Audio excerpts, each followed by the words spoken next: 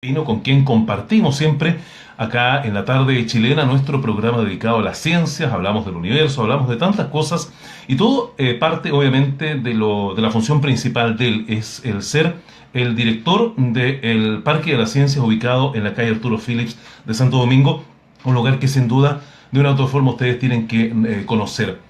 Bueno, queremos recordar que además en el Facebook Live de la tarde chilena también está viéndose esta transmisión. Por eso va a ser un mucho agrado presentar aquí al profesor Campino. ¿Qué tal? Buenas tardes, bienvenido. Hola Luis, buenas tardes. Una vez más, un real agrado estar en compañía tuya y de los auditores de esta importante radio. Bueno, Juan, me contaba que tuvo unas visitas el otro día, creo que fueron de la gobernación, ahí a conocer las instalaciones que tienen ustedes ahí del Parque de la Ciencia, ¿no? Sí, efectivamente. Tuve la suerte de conocer una señora que se desempeña en FONASA. Ella es la jefa para toda esta región de la provincia de San Antonio.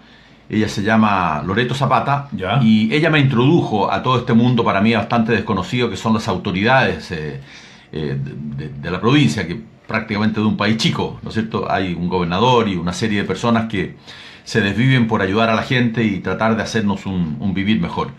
Pues bien, a través de la colaboración de ella, efectivamente, el programa consistía en dar a conocer esto a las autoridades de la gobernación, y tuvimos ahí una presencia de ellos durante unas 3 horas, donde recorrimos el parque, donde presentamos a nuestros monitores que han sido entrenados con anticipación, y donde les dimos a conocer nuestra intención de colaborar con la educación acá en la provincia de San Antonio, a través de presentaciones audiovisuales o clases en colegios, a través de películas o documentales que damos en un domo que es transportable y vamos a los colegios. Y ellos quedaron gratamente impresionados, por lo que les solicitamos también que nos ayudaran a tener acceso a los colegios, a los directores, a los profesores, porque yo no estoy tan involucrado en ese tema acá. Por lo tanto, si la autoridad me ayuda, evidentemente que el camino se nos va a hacer más fácil. Estoy muy agradecido realmente del señor gobernador y de todas las personas que fueron ahí, porque va a ser sin duda de una gran ayuda. Claro. Ahora, como ellos hicieron, cualquier persona puede prácticamente asistir ahí al Parque de las Ciencias e ir a conocer todas las instalaciones que ustedes tienen, ¿no? Definitivamente, esto está abierto a la comunidad entera. Por ahora va gente, no tanta gente, pero ya cuando comiencen a llegar más masivamente, que va a ser cuando comiencen las clases, ¿no es cierto?, ahora en marzo, yo voy a tener que planificar un poco más esto. Por lo tanto, la gente que quiere ir allá lo pueden hacer llamándonos a nuestros teléfonos que están disponibles, por supuesto, y también visitando nuestra página web, donde tenemos una sección de contactos, Ya, ¿no es cierto? perfecto. Ahora, cada día que pasa y cada momento que pasa, más me convenzo de que esta iniciativa de colaborar con la educación a todo nivel, digamos, a nivel escolar, es una iniciativa interesante. Fíjate que anoche estaba con unos chicos que nos fueron a ver ahí, Ya. y como la noche estaba muy linda, nos pusimos a mirar por el telescopio. Y como eso de las 11:30 de la noche, apareció el planeta Júpiter por Ya. el oriente, por la cordillera. Y el planeta Júpiter está en una posición tal que es realmente maravilloso verlo. Tú lo puedes ver y además ver las lunas que orbitan a Júpiter. No las ves moverse porque se ven como estrellitas, pero si miras unas horas después, ves que la ubicación de esos satélites ya es diferente a la que la viste unos momentos antes. Por lo tanto, invitamos a toda la comunidad, claro, que vayan a ver. Hoy día está nublado, quizás en la noche va a permanecer nublado, pero apenas tengamos una ventanita al cielo, que nos vayan a ver y podemos mirar por el telescopio y podemos ver planetas, estrellas, constelaciones, podemos ver nebulosas y una serie de cuestiones astronómicas que estoy seguro que los van a fascinar. Pero la entrada está abierta, esto es totalmente gratis, el telescopio que tenemos es importante y los que vayan les aseguro que no van a salir defraudados. Estamos conversando ahora con Juan Campino, quien es el director del Parque de la Ciencia ubicado en Santo Domingo. Usted, como ya él muy bien explicaba, puede perfectamente visitar estas instalaciones. Bueno, hoy día nos convocaba un tema, hemos hablado del origen del universo, cómo se formaron los planetas, cómo llegamos a la formación del planeta Tierra, y ahora vamos a la otra materia que habíamos dejado como tema para hoy, esto de la capa de ozono. Por eso, Juan, me gustaría que usted nos pudiese explicar qué es la capa de ozono. ¿Por qué es tan importante? ¿Por qué se habla tanto de ella y para qué sirve? Claro que sí. Es una muy buena pregunta, Luis, pero para lograr explicar eso, yo tengo que situar a la audiencia en un contexto general. Hablar de la capa de ozono así como así, la verdad que va a ser un poco hueco, la gente no lo va a entender, y es por eso que es bueno remontarse a muchos años atrás, cuando no existía la capa de ozono. Bueno, cuando nuestro planeta se creó, bien sabemos que lo hizo mediante la unión de asteroides, la unión de cometas. Se iban juntando una serie de cuerpos que andaban en los alrededores. El origen del sistema solar de hace 4.600 millones de años era realmente un caos. Todo lo que había en los alrededores era gas de hidrógeno más una que otra cosa por ahí que podemos situarlo como rocas gigantescas. Claro. Bueno, fue así como el Sol tomó el 99%, para algunos el 99,9% de lo que había ahí en esa nebulosa, que se llaman así los lugares que dan origen a los sistemas planetarios.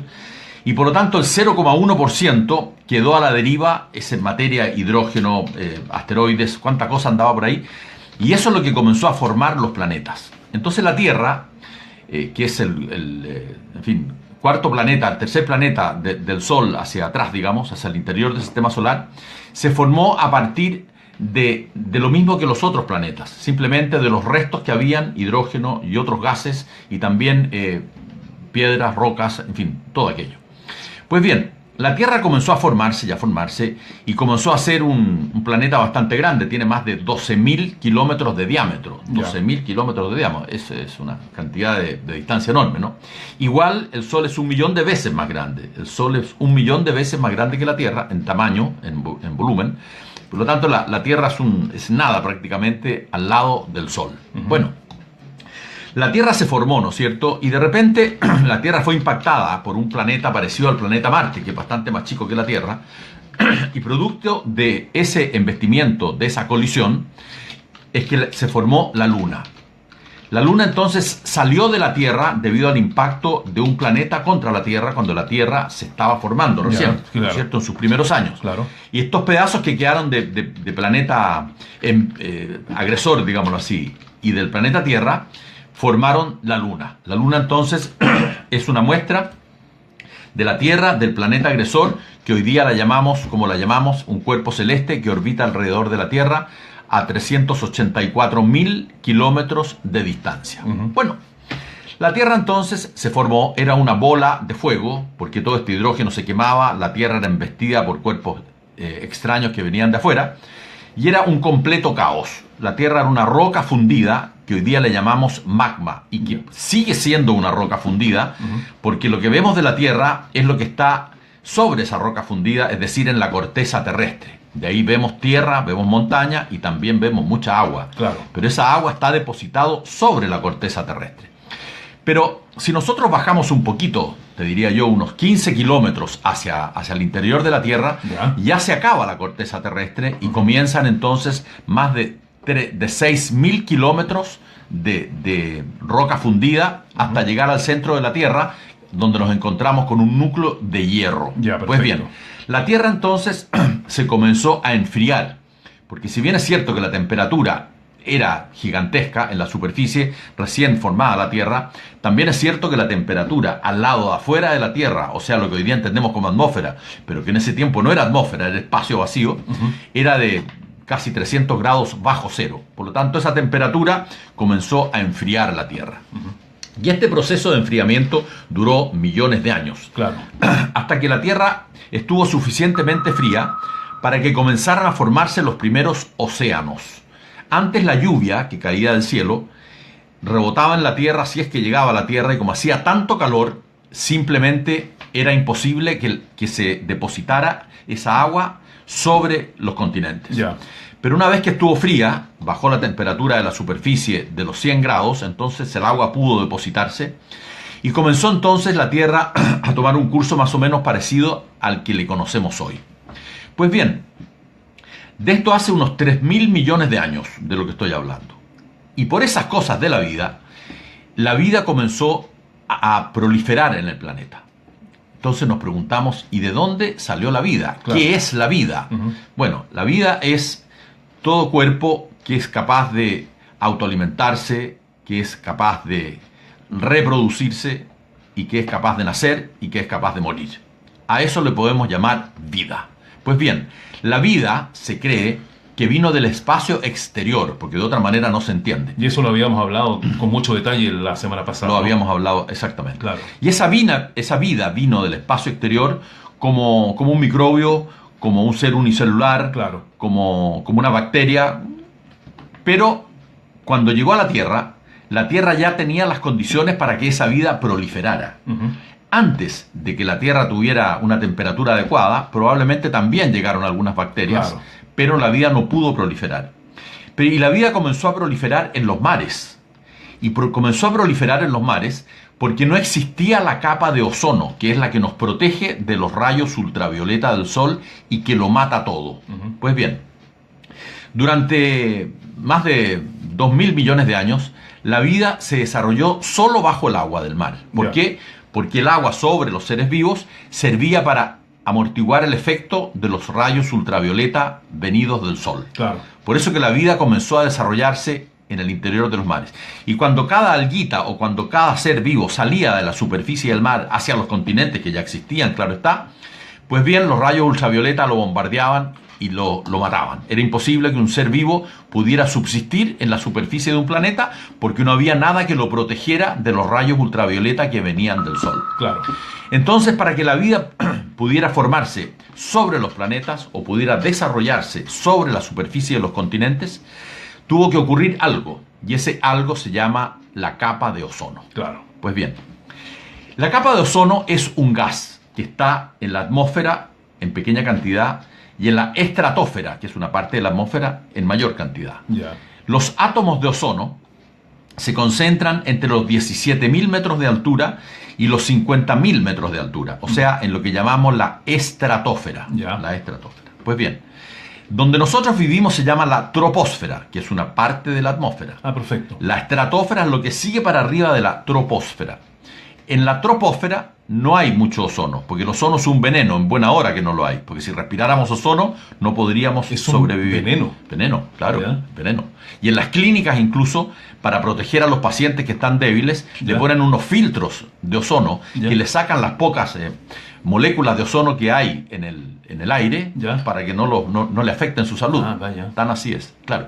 Entonces, para que la vida se desarrollara sobre los continentes, tenía que formarse esta capa de ozono. ¿Qué es el ozono? El ozono tiene una fórmula química que se llama el O3. Ya. Es decir, son 3 átomos de oxígeno. ¿No es cierto? En el aire hay oxígeno. Hay oxígeno. Sí. Y ese oxígeno también se junta con el nitrógeno que hay en el aire, que son los dos elementos más abundantes en el aire que respiramos. Oxígeno y nitrógeno. Mucho más nitrógeno que oxígeno. Eso respiramos nosotros. Eso respiramos nosotros. ¿Y cuál es la fórmula de esa...? No, si no es fórmula. Son simplemente, no tiene una fórmula química. Ya. Es nitrógeno más oxígeno, Ya. más argón, Ya. más dióxido de carbono, más vapor de agua, más una serie Todo de eso cuestiones. respiramos. Todo eso respiramos, Ya, claro. perfecto. Entonces depende de donde estemos, si respiramos más de una cosa, es decir, en el perfecto. sentido de los gases estos tóxicos, Sí. como el dióxido de carbono, estas cuestiones, Claro. o bien respiramos menos, depende de donde estemos. Claro. Pues bien. Pero para que se formara la capa de ozono, tuvo que ocurrir algo. Las nubes que nosotros vemos hoy día en el cielo, a veces vemos que hay unos rayos, ¿no es cierto? Sí, claro. Y que más el sonido, que es el trueno, forman un relámpago, ¿verdad? Un relámpago. Cuando vemos un relámpago en el cielo, Ya. sentimos una luz fuerte, que es un rayo, y sentimos un sonido fuerte, que es el trueno. Claro. Pues bien, el trueno obedece a que cuando un rayo pasa por el aire, lo abre. Ese es el sonido. Cuando el rayo pasa por el aire, abre el aire para que pueda seguir el rayo. Sí. Y ese sonido se llama trueno, esa abertura del aire. Claro. Y cuando vemos el rayo, ese rayo tiene muchos voltios, Ya. miles y millones de grados de temperatura. Por lo tanto, todo aquello que un rayo toca, lo pulveriza, evidentemente. Hay aviones que se caen por los rayos y, en fin, gente que está trabajando por ahí, lo pesca un rayo y también le hace daño. Pero ese rayo tiene la virtud de que quema el oxígeno del aire, por llamarlo de alguna manera. Ya. Entonces, ese rayo, cuando embiste el oxígeno, lo transforma en ozono. Ya. Porque junta el O2, que es el oxígeno libre que anda en el aire, con este O pelado, Ya. que lo saca de cuando un rayo golpea un O2, o sea, un átomo de oxígeno, Ya. queda un oxígeno libre. Entonces, cuando ese oxígeno libre, O nomás, se junta con el O2 del oxígeno atómico, Sí. forma el O3. Ya. Y ese O3 es el ozono. Capa de ozono y su fórmula es O3. O3. ¿Y se forma exclusivamente mediante ese sistema de los rayos? No. Ya. Además, de otra forma, ya la voy a explicar. Claro. Pero el rayo es muy importante para que eso ocurra. La atmósfera primitiva no era muy rica en oxígeno, era muy rica en metano, gases de azufre, gases de nitrógeno, en fin, habían una serie de cuestiones y la atmósfera entonces era invivible. Un ser vivo no podía respirar lo que esa atmósfera tenía. Ya, perfecto. Entonces estos seres vivos del reino vegetal, porque eran algas, ¿no es cierto?, que cayeron en los mares, comenzaron a consumir el dióxido de carbono que había en los mares, ¿no es cierto? Sí. Influenciado por la atmósfera que tenía mucho dióxido de carbono y por el metano que sale de los volcanes del fondo del mar, que también se transforman en dióxido de carbono. Entonces, estas alguitas comenzaban a tragarse, a respirar, como lo queramos llamar, el dióxido de carbono del mar y comenzaban a producir oxígeno. Eso ocurrió a partir del año 3.000 millones para atrás. Entonces los mares, en este proceso que se llama la fotosíntesis, que es fundamental para la vida, que las plantas respiran dióxido de carbono y entregan oxígeno, este proceso comenzó a producirse en los mares. Y los mares se comenzaron a llenar de oxígeno. Pasaron los miles de millones de años y evidentemente comenzó a proliferar el oxígeno dentro del agua. Y cuando los mares se llenaron de oxígeno, o al menos tenían mucho oxígeno, este oxígeno, como es liviano, salió de los mares y se fue hacia la atmósfera. Entonces fue ahí cuando la vida que proliferaba en los mares y que formaba oxígeno comenzó a cambiar la atmósfera del planeta. De ser una atmósfera tóxica, comenzó a ser una atmósfera más amigable, al menos para nuestra escala de valores y la posibilidad de que hubiera vida. Así entonces el oxígeno se iba a la atmósfera, los rayos que venían producto de los relámpagos golpeaban este oxígeno, se unían este O con este O2 y se formaban el O3, o sea, ozono. Menos mal que ese gas es liviano y se va a la parte alta inmediatamente, no queda abajo. Claro, usted, profesor Campino, me explicaba que el ozono es un veneno. Así es. Así es. O sea, si uno lo respira se puede perfectamente morir, ¿no? Bueno, si respira mucha cantidad. Hay mucho veneno en la atmósfera que la respiramos y no nos pasa nada. Claro, pero ese ozono es más perjudicial que quizás los otros gases. Entonces, ¿por qué es tan importante para la vida? ¿Cómo se dice? Allá vamos. Pues bien, entonces así, en este concepto general que intento explicar, se comenzaron a formar las moléculas de ozono y comenzó a llenarse la atmósfera de ozono. Y los rayos ultravioleta que venían del sol ya tenían inconveniente para pasar a través de este ozono, porque el ozono les iba frenando el camino. Los rayos ultravioleta, cuando embisten el oxígeno, también forman ozono, como los rayos, estos que conocemos, producto de los temporales. Entonces comenzó a formarse la capa de ozono y comenzó a formarse una cúpula en el planeta de lo que es el ozono. Por lo tanto, el sol, cuando enviaba la luz y el calor, que es fundamentales para la vida, pasaban a través del ozono.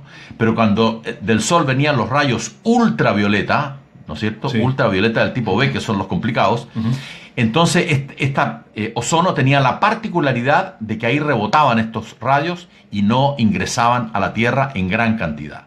Así entonces, la Tierra comenzó a engrosar su capa de ozono.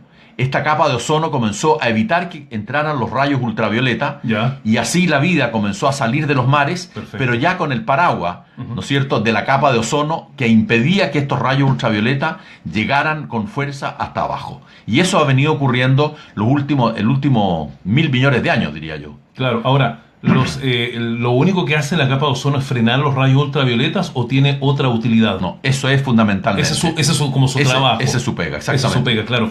Profesor Campino, pero hay un detalle bien interesante porque hace algunos años comenzó a descubrirse que hacia la Antártica se estaba abriendo un agujero en la capa de ozono. Después dice que se cerró, pero continúa ahí. ¿Por qué se produce exactamente esta rotura en la capa de ozono? Bueno, agradezco la pregunta, Luis, porque aquí hay una serie de conjeturas que la gente no tiene muy clara. Pues bien, si hubiera un agujero en la capa de ozono, no quedaría ni un pingüino en la Antártida y no quedaría ningún oso polar en el Polo Norte. Y de pasadita, la población de Punta Arenas estaría severamente afectada. No existe el hoyo en la capa de ozono. Ese es solo un decir, una manera de hablar de algo que por ahí a lo mejor alguna vez en la vida llega a ocurrir en muchos millones de años más. Pues bien, lo que ocurre en la Antártida particularmente es que debido a los vientos del planeta se debilita y debido a los vientos del planeta se hace más fuerte. Explico. Como resulta que hay muchos rayos, Ya. hay muchos relámpagos, no en el sur del hemisferio sur, digamos, de todo el planeta, sino que están en el centro, o sea, lo que conocemos como el trópico. Ya. Ahí hay mucho vapor de agua Ujú. y por lo tanto hay muchas tormentas. Ya. Y cuando hay vapor de agua y hay temperatura, se producen muchos rayos, muchos relámpagos. Ya. Por lo tanto, la gran formación de la capa de ozono está en el trópico. Perfecto. Y debido a los vientos, ¿no es cierto?, que están por todo el planeta, ese ozono de allá se reparte por todo el planeta. Ya. Eso independiente del esfuerzo que hacen los rayos, mismos rayos ultravioleta, Sí, que claro. nos hacen daño por crear ozono. Eso lo crean en todas partes. Claro. Pero evidentemente que lo crean más en los trópicos que en el sur, porque allá hay más sol. Ya. Llega con más fuerza, ¿no es cierto?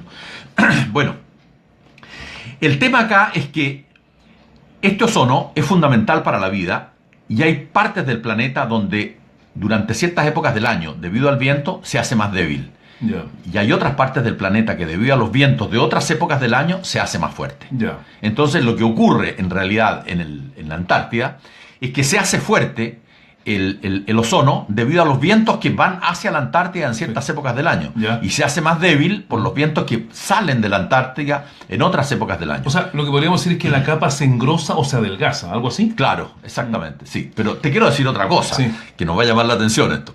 Casi increíble. Si nosotros pusiéramos todas las moléculas de ozono una arribita de la otra, Ya. su espesor sería de 3 milímetros. 3 milímetros. Milímetros. Ya. Pero esto se reparte, ¿no es cierto?, entre los 17.000 metros sobre la superficie hasta los 50.000 metros Ya. sobre la superficie, y eso hace que obstaculiza el paso de los rayos ultravioleta. Ahora, esto lleva formándose 3.000 millones de años, o quizás Claro, más, en claro. la Tierra, Ujú. y por lo tanto no va a ser el hombre el destinado a eliminarla. Claro. Tendría que pasar demasiadas atrocidades para eso.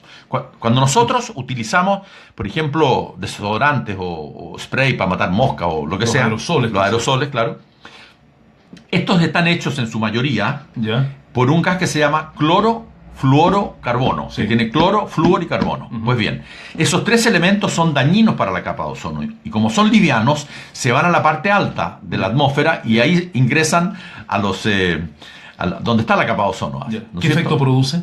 Bueno, matan el ozono. Ah, perfecto. Lo disminuyen, lo debilitan. ¿Y eso ha sido importante también en que la capa de ozono se adelgace? Bueno, para algunos sí, para otros no tanto. Yo Ya. creo que todo es importante. Todo afecta al final, ¿no? Todo afecta al final. Ujú. La contaminación que tenemos del agua, acústica, del aire, ni hablar. Esto del ozono, todo afecta. Si tenemos una conducta que fuera más ecológica, evidentemente que afectaríamos menos. Claro. El hombre ha hecho su daño, evidentemente, pero tampoco podemos atribuirle todo el daño que existe en la Tierra al hombre, Ujú. evidentemente. Ahora, ¿cuánto afecta al hombre digamos, cuánto responsable es el hombre en cuanto a lo que ocurrió en la Tierra? En algún grado, evidentemente. Sí. Antes no habían hombres y la Tierra se manejaba bastante bien, pero también habían periodos de glaciación. Claro, que eso, ¿Está bien? el hombre no estaba presente. No estaba, exacto. Habían periodos de mucha contaminación, donde Sí. el hombre tampoco estaba. Pero esos cambios se producían muy lentos en el tiempo. Claro. Tomaba millones de años Claro. en que la Tierra se enfriara para que entrara en un periodo de glaciación o se requete calentara para que se deshicieran todos los glaciares. Claro. Eso era muy lento en el tiempo. Pero ahora es más rápido, ¿no? Claro, si ese es el problema, que Sí. en 25 años la temperatura del planeta se nos puede ir para arriba a 3 o 4 grados Claro. a partir de ahora. Con todo lo que eso implica, porque 3 o 4 grados puede parecer poco, pero para el medio ambiente es casi una catástrofe. Claro. 1 grado Ujú. es una catástrofe. Claro. 1. Imagínense Ahora, 3 grados. Claro, pero la catástrofe en realidad, si me permite explicarlo, Sí. ocurre no porque se derritan los glaciares, no porque se vaya a inundar, qué sé yo, las ciudades que están más a nivel del mar, sino que se produce porque hay ciertos seres vivos, microscópicos algunos de ellos, que no se adaptan a este cambio de temperatura rápido, no se adaptan. Correcto. Y al no adaptarse, simplemente no pueden defenderse. Si a nosotros nos da frío, nos compramos un abrigo. Claro. Si nos resfriamos, vamos a la farmacia a buscar una aspirina. Sí, claro. Hacemos cosas. Pero un animal simplemente no se puede proteger y se muere. Y si nosotros esa cadena ecológica la rompemos, significa que podemos entrar en un periodo de muchas epidemias. Sí. Porque hay muchas bacterias que se comen a otras bacterias malas. Ujú. Pero si la bacteria buena se come a la mala queda libre y nos ataca. Claro. Y al atacarnos tenemos que ir a vacunarnos y cosas de esas que nos está pasando permanentemente. Claro. Saludamos a Luis Alberto Facal, nos escucha desde Estados Unidos. Mariano Acevedo Mesina desde Suecia y Emilia del Pilar Berríos. Están muy atentos a la sintonía del programa esta hora a través de nuestra página de Facebook, La Tarde Chilena. Bueno, un abrazo, un saludo para ustedes. Espero verlos por aquí en algún momento para que visiten este Parque de la Ciencia. Sí, eso quería poder consultarle. ¿Cómo se visitan? O de repente es muy bueno reiterar eso. ¿Cómo visitar? ¿Cómo llegar? ¿Cuánto cuesta? ¿Qué hay que hacer? Bueno, el Parque de la Ciencia es gratuito. El que llega acá puede entrar, nos tiene que avisar, sí, porque allá hay tanta gente que lo visita que tenemos que planificar. Claro, obvio. Pero eso no tiene costo para nadie. Eso por un lado. Por otro lado, hay personas que vienen y quieren interiorizarse de algunos temas específicos. Sí, claro. Es bueno que también nos avisen de qué tema quisieran que les conversemos.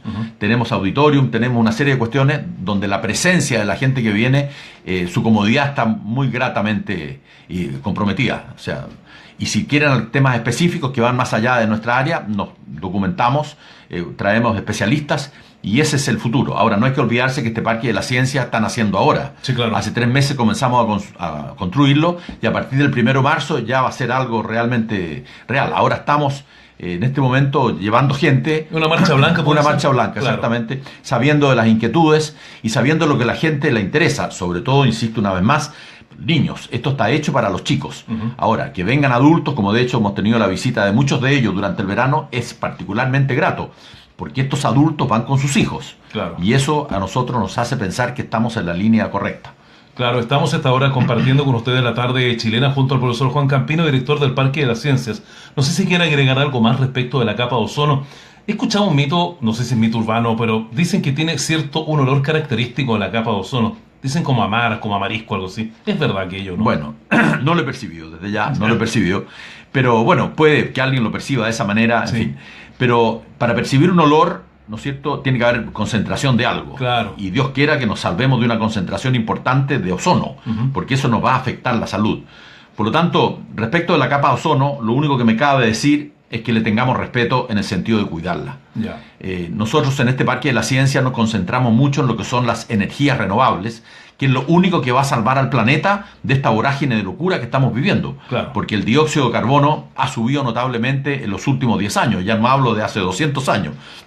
Hoy día la producción es de 29.000 millones de toneladas de dióxido de carbono que la actividad industrial lanza a la atmósfera. Una cifra, en fin, que no nos podemos dar cuenta lo grande que es porque es demasiado inmensa como para poder magnificarla. Claro. Pero es un número no menor, que antes ese numerito no existía, ahora existe. No nos olvidemos de una cosa, es importante que exista contaminación en la atmósfera. Ya. Es importante que exista dióxido de carbono. Si no tuviéramos dióxido de carbono en la atmósfera, viviríamos en un periodo de glaciación. ¿Y cómo se ha producido este dióxido de carbono a través de los años? Simplemente se ha producido a través de la actividad volcánica. Los volcanes son los responsables de que exista dióxido de carbono.